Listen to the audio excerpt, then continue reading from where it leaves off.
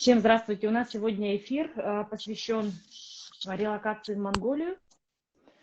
СМН, здравствуйте. Да, здравствуйте. Меня слышно? Да. Видно? Слышно, Меня? видно. Хорошо. Да, тоже все отлично. Надеюсь, нашим подписчикам тоже слышно и видно. Добрый день. Меня зовут Саргалана Кондакова.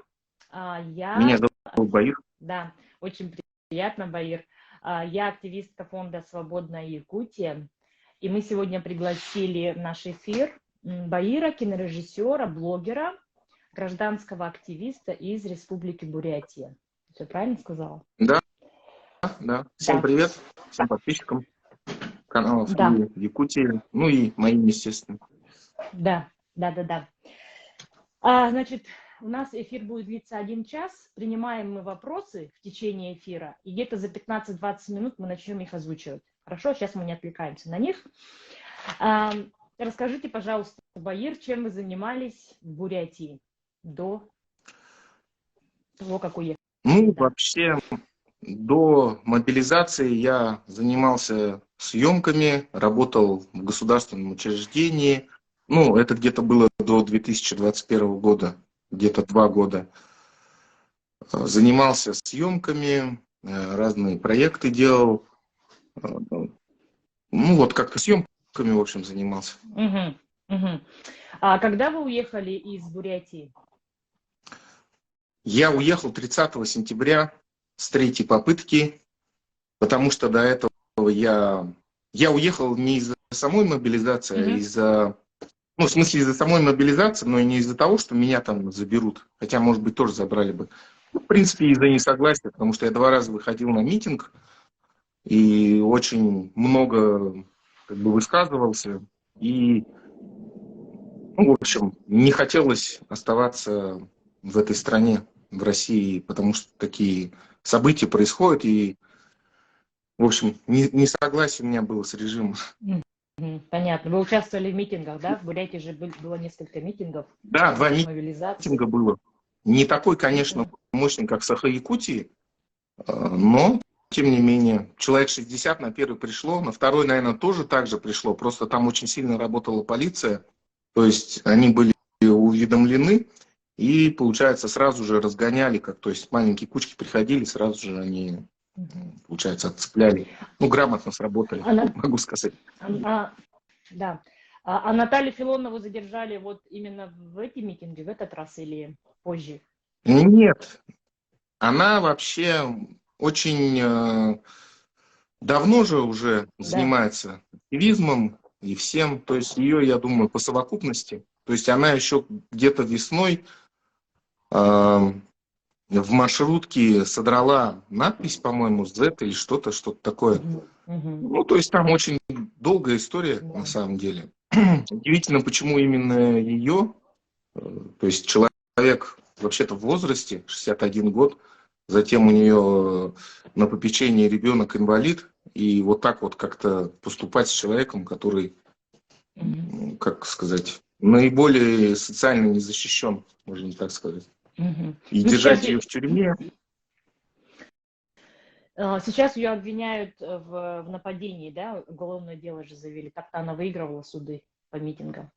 Сейчас же у нее другая статья. Ну, ее представляла Надежда Низовкина. Дело в том, что, ну, как сказать, естественно, она ни на кого не нападала. То есть, как... Ну, дело как просто это действительно придуманное. Конечно. То есть, это вообще позор самим полицейским. Не смогли ничего найти другого. Что происходит сейчас в Республике Бурятия? Вот наши обе республики, они похожи тем, что пропаганда очень активно ведется, да, в регионах наших. Вообще настроение у людей какие? Вот Бумбошкина с этой ракетой, это вот что? Ну, к сожалению, я сейчас так понимаю, что из-за того, что нет людей, которые бы представляли другую точку зрения, видимо, пропаганда все-таки побеждает там. И, ну, видимо, много действительно добровольцев, тех людей, которые, не знаю, верят они или не верят, или просто нету другой какой-то альтернативы, они, получается, идут на войну. И, к сожалению, вот такие вот девушки, как Бумбошкина и ее какие-то знакомые или подруги, даже выступают пропагандистами. У нас недавно был эфир с одной девушкой, которая, ну, по большому счету, она вообще-то смелая девушка, потому что решила выйти в эфир, как сказать, отстоять свою точку зрения, но ей ничего не удалось. Она вообще-то с нами согласилась. И я так думаю, если бы была все-таки альтернативная точка зрения в Бурятии и в Саха-Якутии, то, наверное, не было бы ничего такого. То есть власти все делают для того, чтобы выдавливать таких людей, оппозиционные СМИ какие-то. Ну, вообще-то не оппозиционные СМИ, а обычные СМИ, какие они должны быть, а не просто какие-то пропагандистские, даже СМИ-то не назвать, это просто пропаганда. Из-за того, что вот такая вот история, из-за того, что полностью это вся установлена вертикаль власти, все это происходит. Да. Но вы сказали, что вы с третьей попытки заехали в Монголию, да? Что это значит? Угу. То есть я пытался уехать раньше, просто, так, я уже начал забывать, я на машине выезжал, и там у меня была какая-то проблема с документами. Да, я прочитал, что, то есть машина не на меня оформлена была. Потом второй раз я поехал, и так как я занимаюсь съемками, у меня куча техники, я опять был на машине, у меня уже была доверенность на машину, но тут какие-то слухи поползли, что там кого-то ФСБ приняли с кучей техники тоже. Ну, я решил не рисковать, думаю.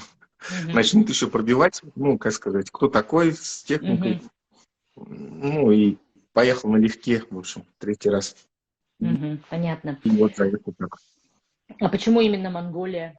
Почему не Казахстан, например? Ну, просто самый бюджетный вариант, почему я до сих пор здесь нахожусь, потому что особо нет ресурсов куда-то выезжать. Ну, и к нам же ближе всего Монголия. Да. И у меня был план вообще, наверное, дальше ехать, как и все в США, но вот до сих пор здесь нахожусь. Ну и в защиту и вообще, как сказать, с рекламной целью можно даже сказать, ну, даже это и не рекламная цель, в принципе. В отличие там, от многих других стран, все-таки Монголия действительно держит нейтральный статус. Как Казахстан, она не выдает российских граждан, потому что здесь был вот инцидент с Батыром Бармангне, у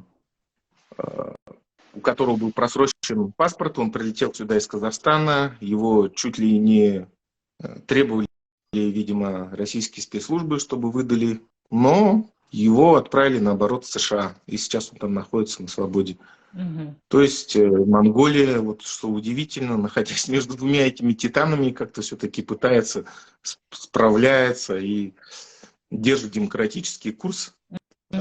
Тут приезжают вот лидеры разных европейских стран, был президент Польши, была Виктория Нуланд, был представитель Венгрии, планируется, что приедет президент Франции. Ну, то есть, как-то не верится, что вот рядом с вот этой вот огромной авторитарной махиной, да, вот маленькая демократическая Монголия и как-то держится. Да, хотя очень сильно, конечно, зависит от России.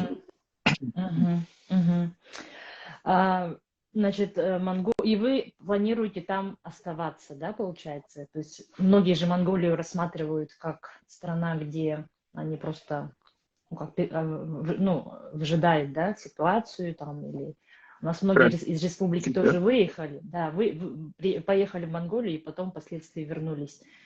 Вот вы чем сейчас занимаетесь в Монголии? Ну, как сказать, разные халтуры, где-то что-то подрабатываю. И, ну, пока, да, наверное, тут.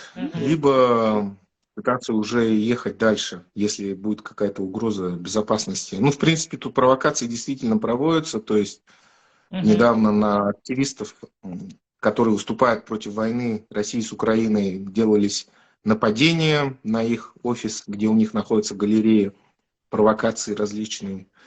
Ну, видимо, активизировались из-за того, что все-таки Монголия, как и Казахстан и Китай, на Генассамблее ООН назвали Россию агрессором.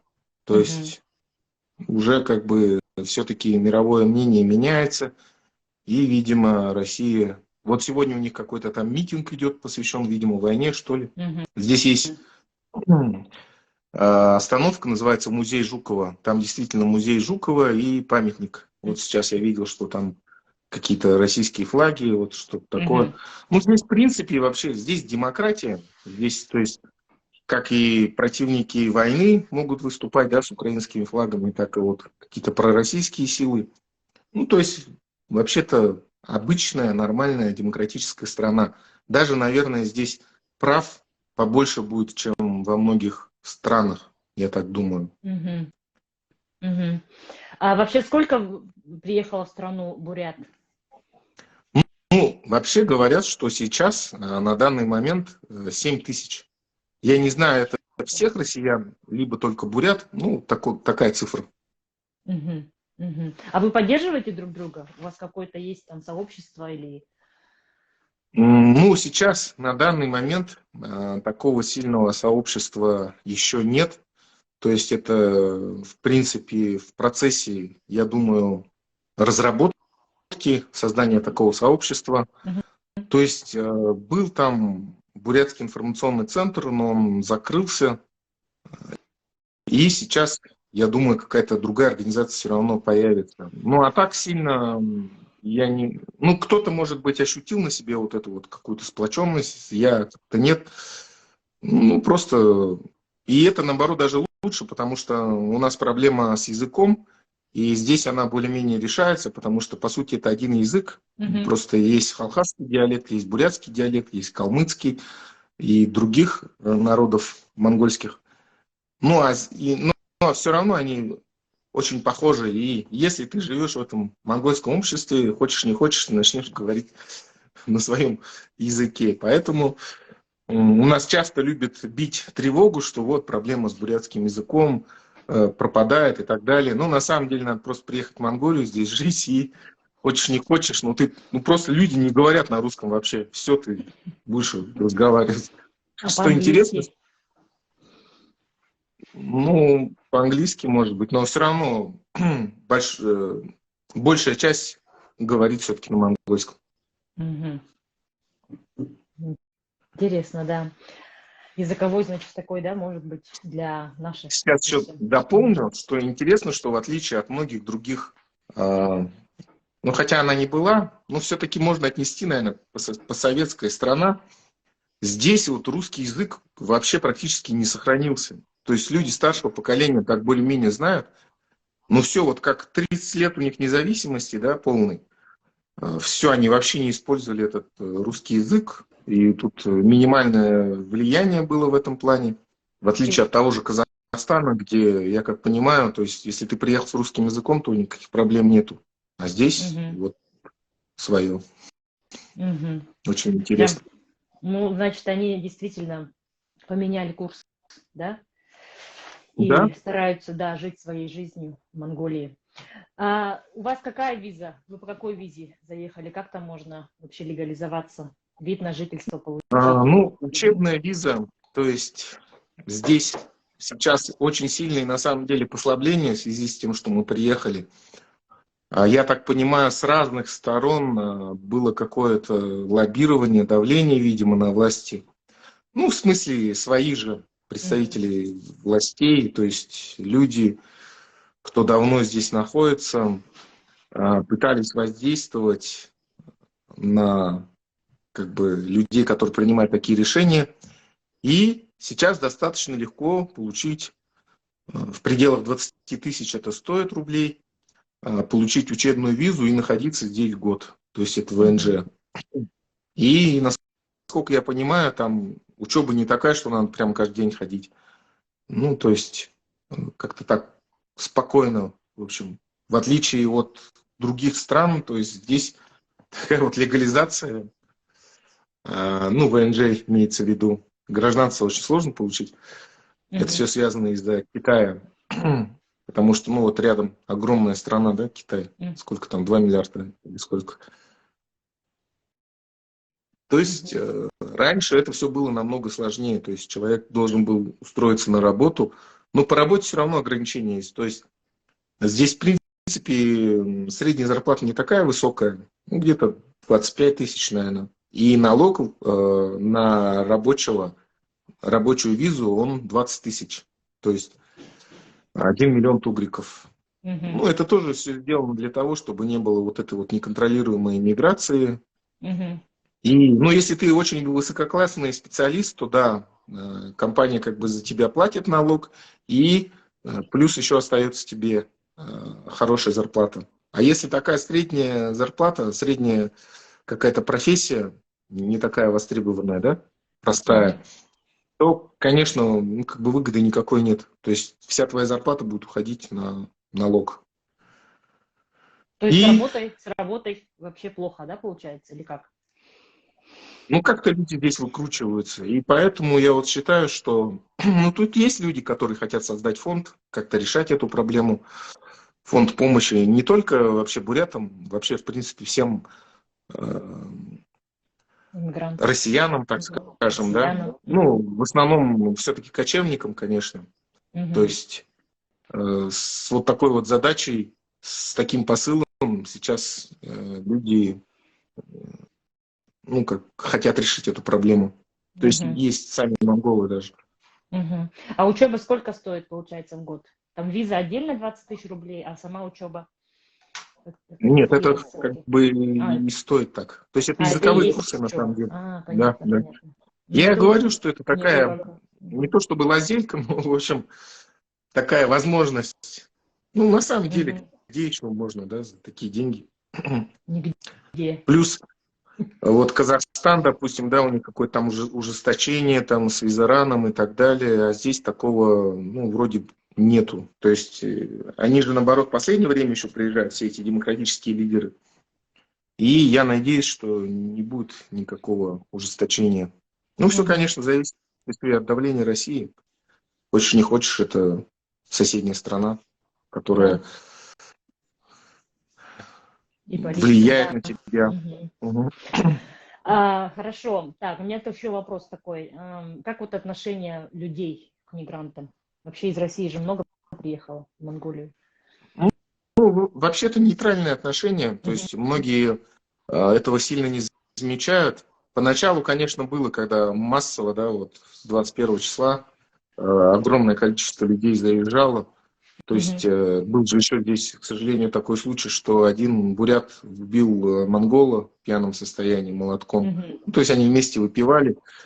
В общем-то, потом еще грубо себя здесь вели, некультурно на Мгм. улицах.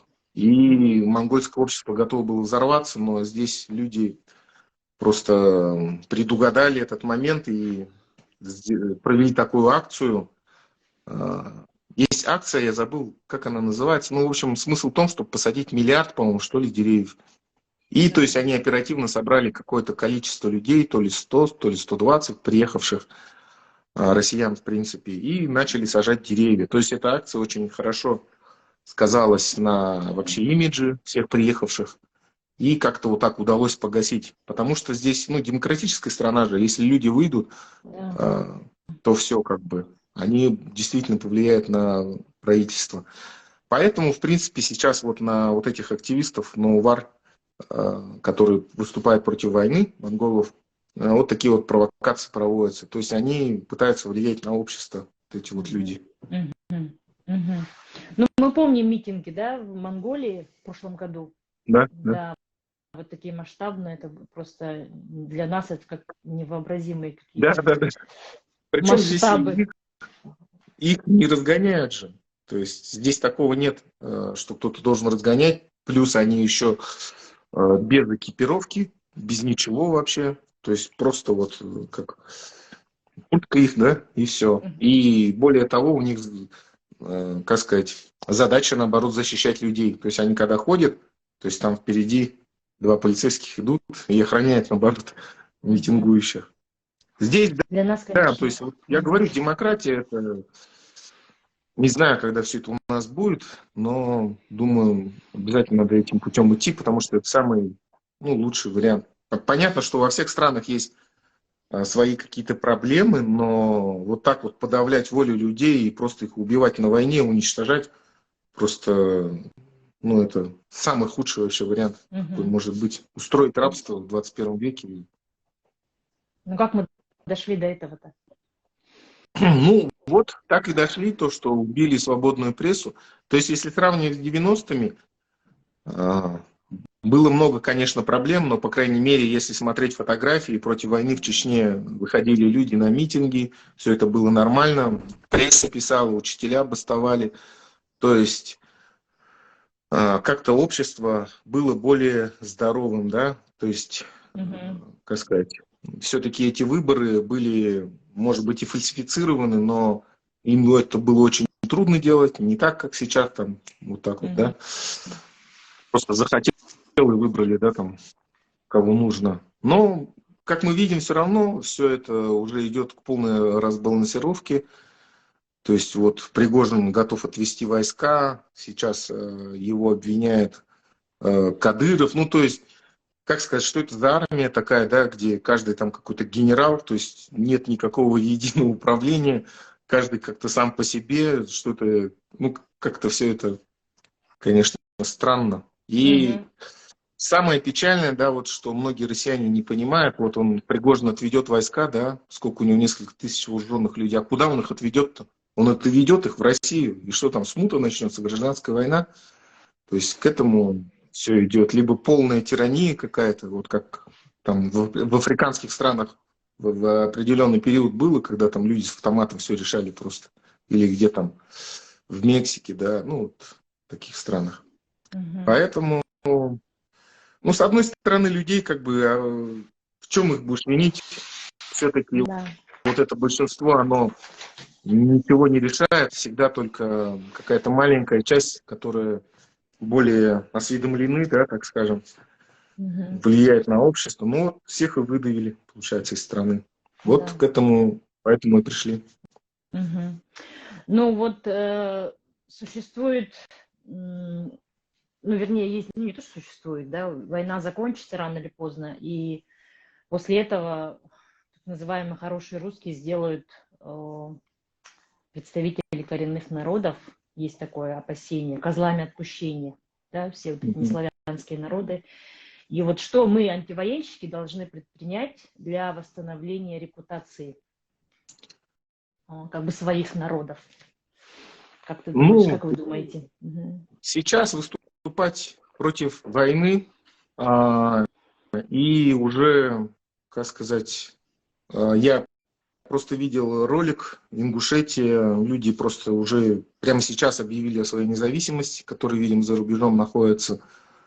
И, то есть, они в этом ролике сказали, что они не согласны с этим режимом, что эта война преступная, что сам народ Ингушетии не несет ответственности за эту войну, ну что, готовы, я так понимаю, выплатить в будущем репарации за принесенный ущерб народу Украины. И, ну а что сделаешь? Действительно, какая-то часть же все-таки пошла, все-таки надо будет потом свою, так сказать, вину-то признать, отправить туда представителей, репарации, деньги людей на восстановление. И, то есть, и среди своего населения тоже проводить вот эту вот разъяснительную работу, что вот до чего довел этот режим, что мы вторглись в чужое государство, получается, убивали ни в чем не повинных людей. Но это все было из-за того, что мы жили вот в этой вот империи, которая решила действовать средневековыми методами в 21 веке. Зачем нужно было вообще это вооруженное вторжение? Никакой угрозы не было, но это вообще просто взять и развязать войну, это такой бред вообще. Как это да. Зачем он это сделал? Он сидел бы до конца своей жизни и сидел бы, да? ничего не случилось бы. Ничего бы не было. И жила бы вот так Россия, и жила бы. Вот зачем он это сделал? Для чего? Ну, какая цель? Просто это полная деградация. То есть, когда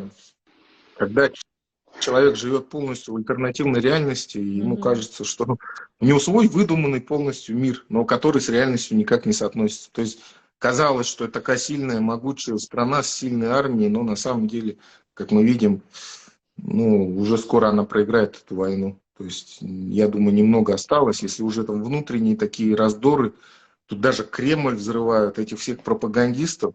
И в этот момент еще Да, наши бурятские девушки едут туда, как они не боятся вообще за себя, да, вообще. что там, Они не, они не понимают вообще, что они творят. Это такой, это просто да, глупость какая-то. Зачем это ракеты? Это вообще, они подписывают себе какой-то, не знаю, смертный приговор. да, Зачем да. это делать? У них мозг Ну, как вообще. минимум, уголовное преследование в будущем от Да, Международного суда. да. Если Тюрем. туда подписывают эти ракеты, это, Это, конечно, вообще. это вообще нужно куриный мозг иметь, чтобы это делать. Извиняюсь, я уже это Ну, немножко. да, да, да. Ну, вообще еще монголы, да, и буряты в частности, ну, считаются такими спокойными людьми, в принципе, которые такие себе на уме, но здесь это, как сказать, все наоборот. То есть просто довели народ вообще до какой-то полной тупости, когда даже вот инстинкта самосохранения нету. Э, Мгм. Зачем? То ли ее купили, то ли что, я не понимаю вообще никакой логики. Вообще никакой, абсолютно.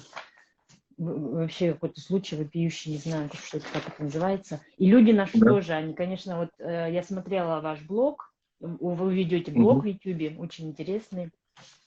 Подписывайтесь, ребята, к Ну, подписывайтесь, Багиру. спасибо. Да, подписывайтесь, ставьте лайки, да, как это говорят. А, Мгм. Скажите, пожалуйста, вот вы ведете YouTube канал, а есть какие-то YouTube каналы, которые вот вы посоветовали бы тоже нам? Ой, так. Ну, я сам порой смотрю Савромата, м, Угу, такой очень активный товарищ и такие обнадеживающие вещи говорит. Ну, угу, там, кого, Майкла Наки, я смотрю, тоже вроде как будто бы объективно. Вот эту вот сводку у них с Ливиевым. То есть угу. они не говорят, что вот все, там завтра победа, да. Ну, то есть оценивают как-то объективно, что ли, на мой взгляд. Ну, вот таких Такие. товарищей. Арестовича смотрю еще Угу, порой. угу, понятно. Вообще, если говорить про будущее, да, про будущую картину, вот федерализм или независимое государство, вы видите Ну, Республику Бурятия, как вы представляете сейчас себе? по документам, да, у нас федерализация якобы, федерация, да, но Угу, как-то это незаметно, это на самом деле унитарное государство. И другого способа, да, а, кроме как устроить унитарное государство, да, с полным подчинением тотальным Москве, в России вариантов просто нет. То есть, если устраивать федерацию, то мы и так все, по факту, все республики и так независимые уже государства. У нас даже всех, с учетом изменений в этих конституциях, тем не менее, все органы власти уже представлены, да, есть свой угу, хурал, у вас, ну, в смысле Дума, вот это вот, да. президент, конституционные суды. То есть мы так и так, по большому счету, и так независимые государства. Даже вот в редакции 94 года, да, я не знаю, в Якутии в каком году Конституцию принимали, ну, наверное, примерно в те же годы. Тоже, да.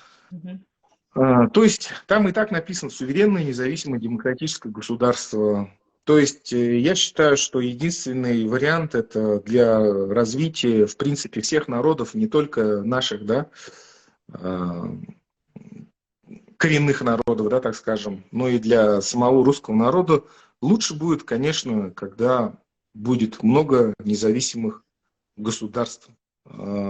Не будет вот этой вот, как сказать, главной верховной какой-то задачи, да, которая у России всегда стояла, расширяться и всех поглощать, и единый центр принятия решений, который в Москве находится, и куда стекаются все деньги, и где в итоге вот альтернативная какая-то своя жизнь происходит, да, люди живут в каких-то своих мечтах, вообще не понимают, что происходит в регионах, и, ну, я считаю, и я просто уверен, что все, только независимость. Главное, чтобы сейчас люди, вот эти все активисты, поняли это и более какие-то, наверное, решительные шаги делали, как те же вот северокавказские народы, да, А, вот Ингушетия, да, уже прямо записали ролик, мы объявляем о независимости, там подали, как сказать, в Украину, э, угу, отправили ну, вот этот документ о признании независимости.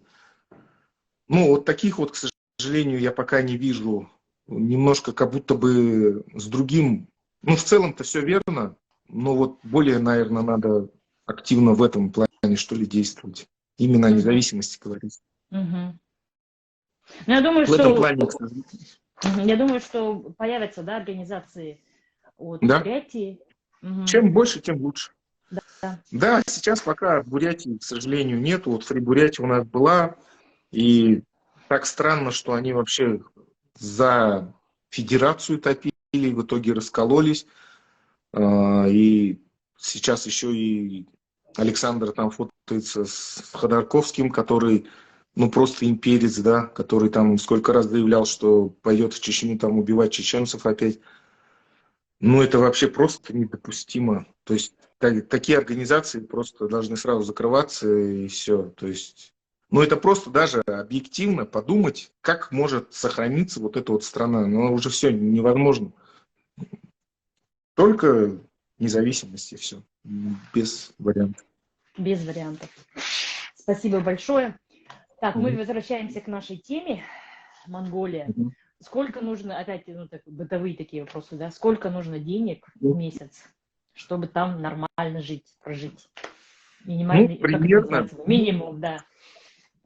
примерно здесь чуть пониже уровень, чем в России, наверное. Но сейчас даже уже не знаю, наверное, сравнялся. Потому что все-таки инфляция идет, рубль Мгм. падает. То есть, когда мы сюда приезжали, рубль был 53, а сейчас уже он 42 стал. То есть на 10-11 рублей рубль упал. И доллар М, тоже растет. мгм. Ну, смотрите, вот квартира стоит примерно 20 тысяч, да, однокомнатная. Двушка, наверное, 25, может, где-то так. Аренда в месяц. Продукты, Мгм. да, да. Продукты, ну, чуть подешевле российских, но можно выезжать как бы за счет мяса, потому что мясо дешевле здесь, баранина в частности. Мгм. Вкусная? Да, вкусно. Мгм. То есть, ну, не знаю, 1030-35, наверное, надо на человека. Ну, смотрите, как все здесь делают, да, и как я. Мы втроем, да, живем, снимаем квартиру. То есть уже как бы проще. Ну да. Ну, ну где-то так, в общем. Говорят, правда, во Вьетнаме еще дешевле. То есть люди туда едут, во Вьетнам, Мгм. в Таиланд. Ну, у кого, видимо, денег побольше, что ли, или как. Или кто просто там знает, Мгм. То есть, как получается, там вообще. 30 тысяч рублей в месяц, да? Это с жильем. Ну, я считаю, что да. Ну, может Мгм. быть, без жилья, если уж совсем там на минималке, да. Ну, в смысле, если не, ты не один снимаешь, то, может быть, и Мгм. 20 даже, наверное, хватит. Можно, Ну, да, если особо уложиться. там не шиковать. Мгм. А шелтеры есть понятие шелтеры? Ну, сейчас нет, такого вообще не было, по-моему, никакого шелтера А вот здесь. Но, в юрта вот это принципе, да, огромные надо делать. юрты. Мгм. Юрты, Нет, Павел. такого Такого не не было? было. Просто сами монголы предлагали какие-то варианты. Но, по-моему, кто-то там действительно жил Мгм. в какой-то дом за городом. Ну, просто э, далеко за городом это уже как бы сложно добираться Мгм. до города и так далее. Мгм. Ну, вообще, в принципе, да, надо делать. Просто сейчас уже много времени прошло, и как-то люди все равно устроились. Кто-то, к сожалению, уехал назад, кто-то, наоборот, дальше поехал, там, в Америку или не знаю, в какие страны они захотели.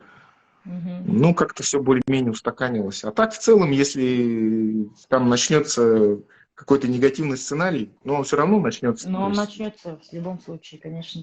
В да, этом году уж тем гуманитарная более. какая-то проблема. Мгм. Все равно сюда люди повалят. Куда им деваться еще? Да. Ну, это вообще, Так, конечно, ужасно, что ну, допустим, не будут платить там зарплату, пенсию, да, то есть начнется опять этот криминал, но сейчас, видимо, еще все хуже будет, чем после падения Советского Союза. То есть вот эти вот лидеры, они же будут до последнего цепляться за власть, будут создавать видимость, что все хорошо, когда, я думаю, ну уже очевидно, вот по Кремлю, да, стреляют, да, неважно причем, либо это свои же, либо Даже если это Сам украинцы факт. сделали, это еще Сам хуже. факт, Да, то да, есть того, что... спокойно вот взяли с Украины, запустили, да, и говорят, что это нормально, да, то есть даже Майкл Наки шутит, что вот если даже Путина убьют, да, они будут говорить, да нормально, что подумаешь, что такого. Когда и проиграет войну, тоже скажет, да ладно, мы не особо и хотели, да, как-то так. Ну, Ну, да, действительно. полный дурдом вообще. Ой, ну, этот год покажет, да, действительно. Но мы, как фонд, мы сейчас рекомендуем выезжать, конечно, людям. А как вот, если военное положение объявят, там же будут все грести, неважно, в запасе ты там или не в запасе. Дети Ну, я учить, думаю, детей там у тебя, или инвалид ты, неважно, всех будут слать. сейчас, наверное, будет даже хуже ситуации. То есть, мне кажется, они готовы к проигрышу, просто будут ужесточать там режим внутри. И Мгм. вот самая сейчас, я как понял, опасная ситуация, если вот эти вот тот же ЧВК Вагнера, да, если Мгм. они из-под контроля просто выйдут и, ну, просто пойдут люди с автоматами захватывать какие-нибудь там рудники, месторождения и так далее. А кто им что скажет-то? Полиция не сможет ничего сделать. Ну, вооруженные люди с автоматами пришли. Кто вообще сможет с ними? Они люди с оружием и с боевым опытом. Все это начнется, получается, какая-то вот, ну, будет напоминать, наверное, как в Мексике, да, в таких странах, Мгм. в Колумбии, вернее, да, то есть, когда просто какие-то группировки захватывают какую-то часть, все и сидят. То есть, я изначально этого варианта боялся, но, видимо, к тому все и идет. То есть, каждый же олигарх там создает свое ЧВК, и, видимо, они таким способом хотят дальше удерживать власть, Мгм. и люди окажутся вообще, в принципе, в заложниках. Но это вообще будет уже какой-то, не знаю, там, 16 век, средневековье полное. То есть это даже еще хуже, чем полное военное вот это вот положение. Ну, они даже его объявят, но они не могут выиграть же никак вообще. То есть там современное оружие, это же не Первая мировая война, да, когда там просто вот массы можно закидать. Это уже не то. Да и само восстание все-таки может начаться. Хотя это было бы, конечно, лучше. Ну Ну, в да, общем, восстание. никакого хорошего варианта все равно в России нет. То есть те люди, которые сейчас уезжают, у меня сейчас какая теория, да, Мгм. ну надо, по крайней мере, самим где-то устраиваться, закрепляться, чтобы потом своим же близким, родным хотя бы помогать, которые будут бежать или еще как-то. Но там уже ничего хорошего не будет. То есть независимость будет, но это ее надо, во-первых, будет забрать чисто физически, да, то есть ты же так не придешь туда, да, такой в костюмчике, да, там скажешь, вот все, давайте устраивать здесь выборы, и всё такое. То есть это Ну, все будет хотелось бы, очень дико, конечно. Хотелось бы. но это вряд ли так будет. Во-первых, вот вернутся люди с оружием, да, потом сами эти силовики бывшие, которые захотят захватить просто вот месторождение и торговать там с Китаем, не знаю, да. Ну, то есть как вот, какая же есть страна-то такая пиратская полностью, Не помню. Сомали, вот, что типа такого, Сомали. то есть, ну, мне кажется, вполне возможно. Да, это какой-то вообще страшный сценарий. Вы рассказали, боец. Прям даже не хочется об этом Ну, думать. просто, а Но в кто их нашей стране контролирует? возможно, да. В нашей стране возможно Может все. быть. То есть, смотрите, вот сегодня, да, я вот видел эту новость. Кадыров говорит, чтобы ЧВК Вагнера переходили на сторону, получается, его сторону, либо армии, не знаю. Но вот поэтому, видимо, они и не могут убить самого Пригожина, да? Потому что, ну, вот эти люди бесконтрольные станут, непонятно, куда они пойдут с оружием, да? То есть понятно, что они там ничего не могут, да, в Украине захватить. Но они могут просто пойти в Россию назад. И, Мгм. Ну, а эти СВОшники, вот эти, которые возвращаются уже ну, тоже люди, травмированные, это же их, что с ними вот делать? Как вот они, государство ими не будет заниматься? ну, они, как сказать, наверное, тоже как-то смогут привести оружие и будут действовать силовым способом, наверное, так же, как после афганской Чечни, там, ой, после афганской войны. После чеченских войн. Да. Значит, мы принимаем подписчики дорогие наши, мы принимаем ваши вопросы по Монголии. Получается, сколько месяцев вы уже находитесь в Монголии? Так, Сентября, да? октябрь, ноябрь, Да, декабрь, январь, февраль, март, апрель. Ну, уже почти 8 месяцев, получается, уже 7 8 месяцев. месяцев. Но это серьезный, да, такой срок, чтобы... А Ну вообще да. да, рассматриваете вообще для жизни вообще там на Ну, вообще, на будущее? самом деле, да. То есть, если здесь вот получится как-то, ну, в смысле, может быть, не такие люди, как я, да, в смысле, ну, таких мало все равно, кто говорит. А те люди, которые приезжают и просто ничего не говорят, не высказываются, да, то, в принципе, почему нет? То есть, еще надо как-то вот вопрос с бизнес-визой решить, потому что она здесь довольно-таки дорогая, $100 000, да, надо внести, чтобы свою 100 организацию тысяч. открыть. Мгм. Либо есть какой-то вариант сделать представительство свое. Если у Мгм. тебя организация есть в России, то можно 700 или $600 заплатить и, получается, открыть филиал своей организации. Ну, вот все тонкости я еще пока, к сожалению, не знаю. Там Мгм. либо ты должен быть, ты, по-моему, не можешь быть директором, то есть в этой организации. То есть, ну, кто-то там, не знаю, супруга, допустим, или супруг. И ты можешь уже, получается, от имени этой организации заключать договоры с монгольскими компаниями. Но сам бизнес, по-моему, не можешь вести. Но все равно уже какая-то возможность есть. Мгм. И по поводу работы, ну, как-то люди все равно устраиваются какими-то методами. Ну, то есть вот этот вопрос, конечно, организация должна создаться в любом Мгм. случае, чтобы люди, ну, все-таки большое количество людей здесь, в принципе, Да, россиян, чтобы они да. как-то могли свои вопросы решать Мгм. здесь. Ну, айтишникам, наверное, проще всего, да? Онлайн, те, кто работают, Ну, в принципе, да, конечно. То есть фрилансеры. и работа, в смысле, доход хороший, и, ну, в принципе, не важно, где находиться. Мгм. А интернет там как? С интернетом дела? Ну, Wi-Fi нормальный, а вот мобильная связь, она, к сожалению, нету без лимита. То Мгм. есть, ну, вот такая вот проблема. Не Мгм. знаю, с чем это связано. Ну, вот в этом вопросе его, да, посложнее. Ну, можно много просто гигабайт купить себе, и тогда, в принципе, хватит. Мгм. Мгм. Значит, вполне можно рассматривать, да, для иммиграции Монголию. Я считаю, что да.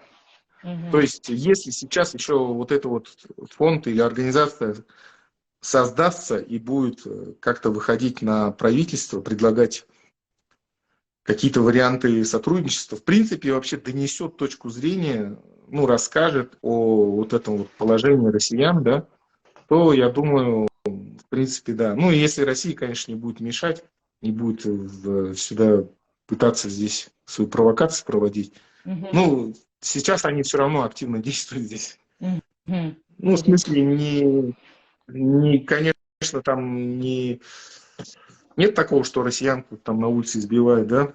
Мгм. Ну, вот на общество, на само монгольское общество пытаются влиять. Мгм. Понятно. Ну, страна вообще в целом безопасная? Как там обстановка?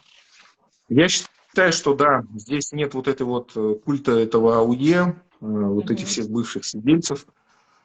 Э, И с одной стороны, если ты как бы ничего не нарушал, да, то они очень смело разговаривают с полицейскими, могут ругаться. Но с другой стороны, если как бы ты виноват в чем-то, то полиция тоже не церемонится. В общем, здесь Мгм. как-то так. Мгм. Ну, главное оставаться законопослушным, да, в Да, стране. да. Если ты не нарушаешь законы, нормально себя ведешь, то все нормально будет. Мгм. Так, мы начинаем принимать, не принимать, я буду зачитывать, если есть вопросы какие-то. А, Мгм. так, Особо не было, не по-моему, да? изучала. Не изучала информацию про это, скорее всего, раньше отмечали, что это в районе Жукова проходит что-то, что-то Да, типа да, там проходит Ростом. какой-то Это что? какой-то пропагандистский митинг А, какой-то сейчас. мгм. А в Ну, Монголии там есть отмечают митинги. 9 мая на госуровне, спрашивают. По-моему, нет. Вот сегодня, видимо, там какая-то дата, может быть, связана с войной на Холхенголе, может быть, что-то такое. Я точно не знаю, просто не интересовался даже. Мгм. Так, банковскую карту Монголии можно ли открыть Да, гражданам РФ? Да, да, да. То есть делаешь просто ВНЖ, и все, и тебе доступна уже вот эта вот опция. Идешь в банк, делаешь, ну, у нас так делают те, кто хочет уехать, они еще долларовую карту открывают, чтобы доллары туда закинуть. То Мгм. есть две карты делают, тугрики и доллары. И все, уже потом спокойно выезжают. Но вот я не рекомендую банк ТДБ, потому что там после каждой операции, да, надо связываться с банком, чтобы, то есть блокируют твой счет, Мгм. и надо связываться с банком, подтверждать личность. Мгм. То есть, ну вот, говорят, галлонт хороший, ну, именно Мгм. долларовый счет. Мгм. Пропаганда пугает Якутию, что при попытке отсоединиться от России нас сразу захватит Китай. Вот живой пример Даже ЦСКА Монголия. Якутию тоже пугает, да? Ну, естественно, да, нас То тоже есть пугает. у нас в Бурятии тоже такое же, что вот китайцы сидят и ждут. Ну, я считаю, что это, конечно, полный бред, потому что все-таки это же не средневековье, да, вот как захотел, да, ты все так действовать. То есть там моментально ведутся на них санкции, и Китай, я думаю, там просто не дураки. Если бы они были такие полные отморозки, они, скорее всего, ну, поддержали бы Россию, да, но сейчас они же выступают против. Да. Они экономически, надо понимать, что там такое огромное население. Если их задавят, у них там голод начнется, восстание в Китае. То есть, ну, не так же все просто, да, захотел что-то захватить и захватил, да, то есть, вот как в Как понимании Путин. России. Как Да, да, Путин. да, вот, типа, вот, а почему бы и нет, да, типа, Что вот, он кто идиот, может, Путин. да, и ну, вот Полный. теперь вот все россияне вынуждены из-за вот этого вот поступка, да, так скажем, страдать. Кто-то Да. уезжает, кто-то просто умирает там ни за что вообще. А Вообще кто-то это, будет вот сейчас эту расхлебывать ситуацию. да.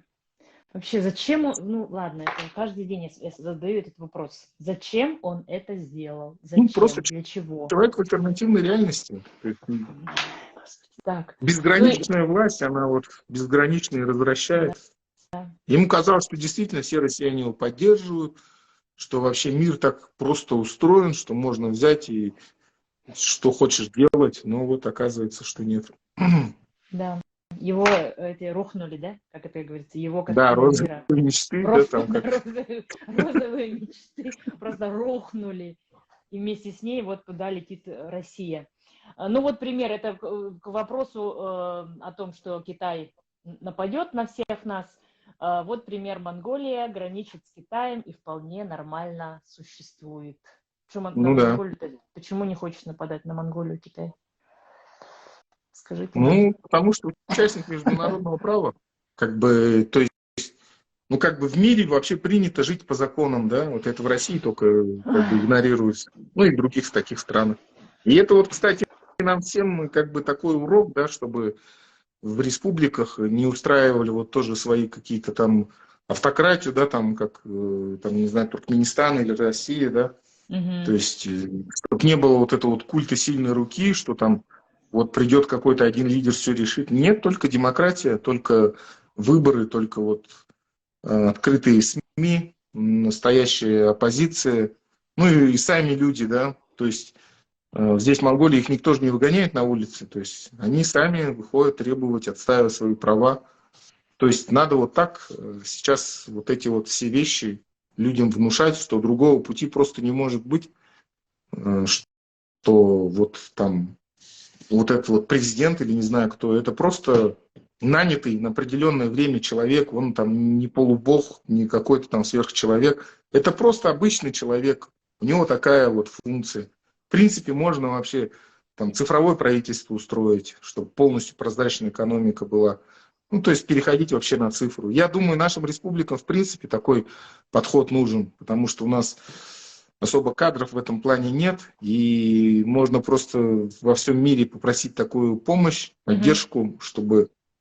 Ну и нам же тяжело будет, то есть если вот эта вся система одномоментно рухнет, да, то есть не будет выплат там пенсий, зарплат, как бы очень тяжело будет жить людям. И надо будет просто сейчас, чтобы какие-то люди, инициативные группы уже сейчас думали о том, как быстро вывести республики наши на нормальный уровень, без, опять-таки, вот этой вот какой-то иглы, да, которая у нас, к сожалению, ну, к счастью, наверное, все-таки есть. То есть у нас же, что у вас, что у нас много природных ресурсов, леса и так далее, чтобы мы не сидели только на вот этом вот нашем ресурсе, да, природном. То есть нам надо само общество, экономику развивать. А так тоже можно на те же грабли наступить, что и Россия. То есть просто выкачивать свои природные ресурсы и не думать о завтрашнем дне, да? Да, Как Кличко говорил, не все могут смотреть завтрашний день. это правда. Если призовут на могилизацию, то Казахстан или Монголия могут депортировать? Ну, мы вначале говорили. Я думаю, что здесь такого нет. То есть, а как Мгм. они... Во-первых, еще это же не... Даже военного положения там нет. Ну, я думаю, здесь вообще,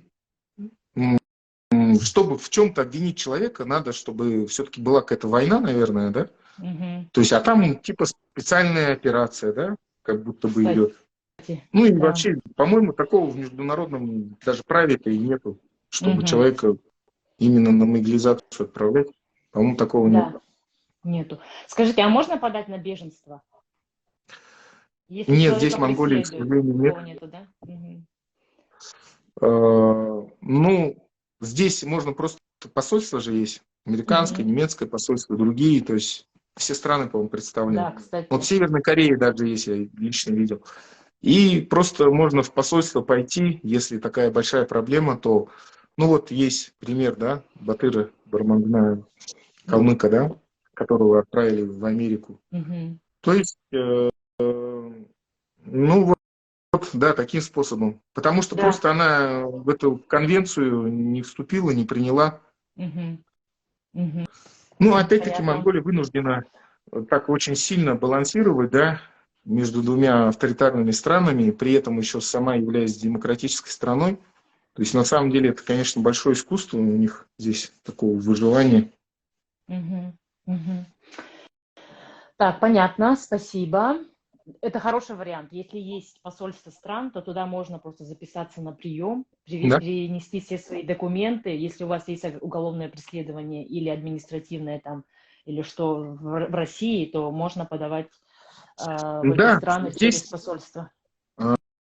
здесь вообще есть контакт юриста-международника. Если у вас прямо, ну, по-настоящему такая сложная ситуация, что вас там преследуют, и вы все-таки смогли пересечь границу и попали в Монголию, то, в принципе, юрист может вам помочь в Мгм. этом плане. Мгм. Поэтому, ну, там у меня на страничке так и так эта Хорошо. информация уже есть. Информация есть. Да, Да. да. Подписывайтесь на страницу Баира. Там очень много полезной информации. Вообще, мне нравится, вот как вы ведете блог свой, ваши размышления в YouTube тоже замечательные.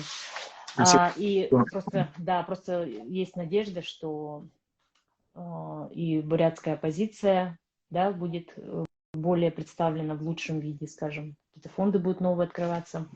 Очень на это надеемся. У нас остается 7 минут. Если есть вопросы, еще есть, да, время задать.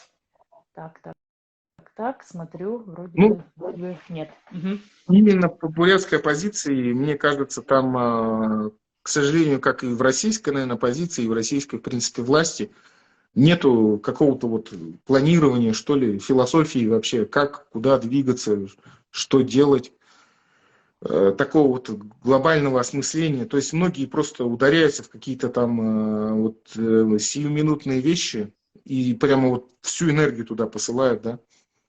Ну, то есть здесь надо как-то, я думаю, структурно, аналитически сидеть, думать с такой холодной головой, понимать вообще, что, куда движется, какие процессы происходят. Ну, то есть большая нужна аналитика, Да. Ну и картину, да, какую-то планирование. будущего вообще Да, представить людям. да, да, да, да, да. То есть и вот План. согласно вот этим вот Мгм. сценариям уже действовать. Ну, Мгм. понятно, что к чему все идет. Вот, Но людям непонятно, получается, с одной кстати стороны, говоря. Людям-то что? непонятно, почему они этого не понимают. Людям непонятно, куда все идет. Они живут в своем мире действительно тоже. У них все хорошо.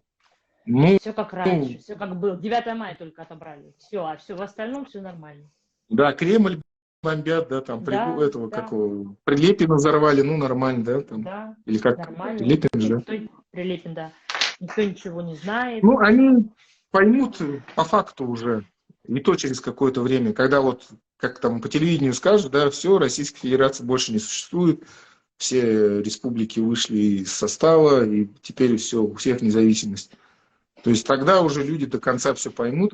И вот надо будет тогда как-то быть готовым к этому, да, вот всем организациям, Да. которые выступают за независимость, свободу, и сразу предлагать варианты действий. Вот мы вам предлагаем двигаться только по демократическому пути. Угу. Это Вот что правда. я. Спасибо большое, Баир, что согласились Спасибо на вам. эфир. Да, очень рада познакомиться с вами. Ну, я думаю, что мы еще встретимся, да, через какое-то время снова все это обсудить. Спасибо большое нашим подписчикам, которые были сегодня. Мы сохраним эфир у нас в паблике. Если вам нужен, Баир, запись, то я могу отправить для YouTube-канала вашего. Хорошо, я в YouTube, думаю, опубликую. Да.